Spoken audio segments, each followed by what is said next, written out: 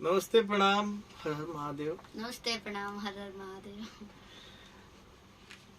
बहुत ही जल्दी रुआलों के बीच में आवे वाला बा एगो गाना। खैर जौन भी कंपोजिशन होला ओकरा के तो पहले गावे नहीं जा हमनी के, बाकी वीडियो कोनो कोनो के बनावे नहीं जा। आज मन कइले बा कि गाना हमरा लागल है कि हिट होई, गाना रुआलों के पसंद आई बहुत ज्यादा, तो गाना के मेकिंग वीडियो बना लेता नहीं, बाकी एकरा के अपना चैनल पे अपलोड करम गाना रिलीज भइला के 2-4 दिन बाद। बड़ भैया पवन भैया के आवाज में गाना बा, शिल्पी जी के आवाज में बा, तो हम एकरा गावे जाता नहीं। वो लोग अपन प्यार दुलार आशीर्वाद जरूर दे।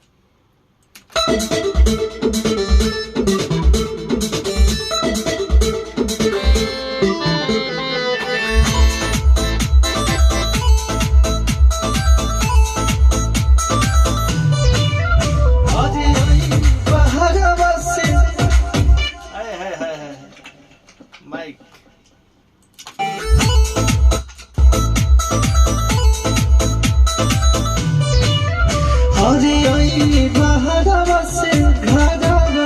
ले जात बारू देव घर भगले भगले, अरे उही बिना आँखली आइल बा बनाइए के छोड़ाबो पगले पगले।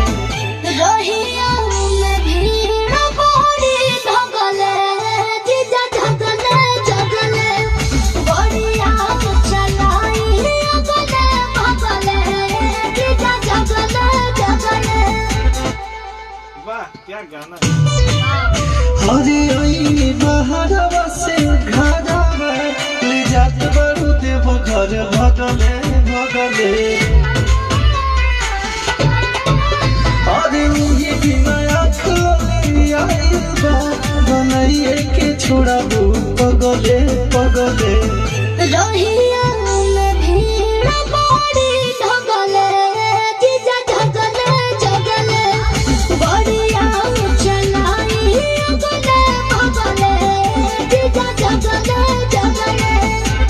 कमेंट जरूर करब रउआ सब कि कैसन लागल गाना।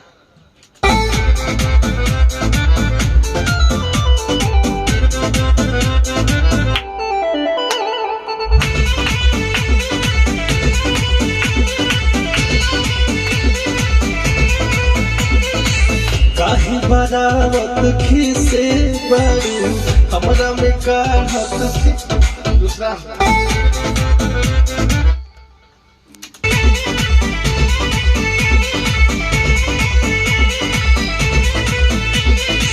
लागता छोड़ा बुना कवनो कर बैठे में बड़ी लागेला नरम, जे स्टेरिंग धरेला बुझेला उहे ड्राइवर के मरम। सुनी जीजा सॉरी हम बुझाते हैं उहे ड्राइवर के मरम। अच्छा जी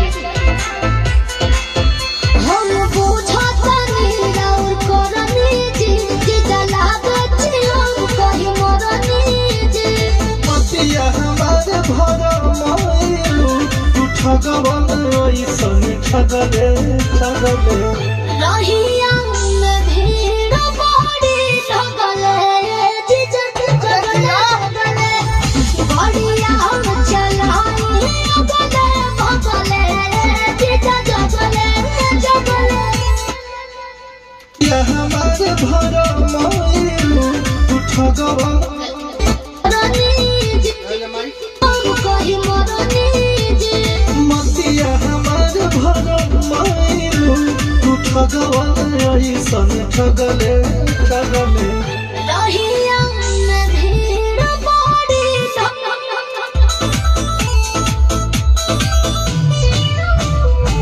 कहे बरावत खिसे बारू हमरा में कहत खिसे बारू, मीठ मीठ बात बतियावे में तू तो दीदियों से अपना पीसे बारू।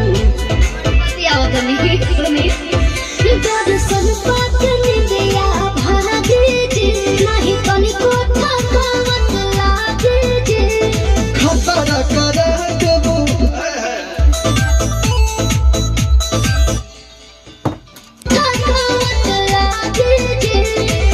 खतरा करा थकावट लागे जे खतरा करा देबू जतरा में तू बोलिया से गोलिया दगले दगले रही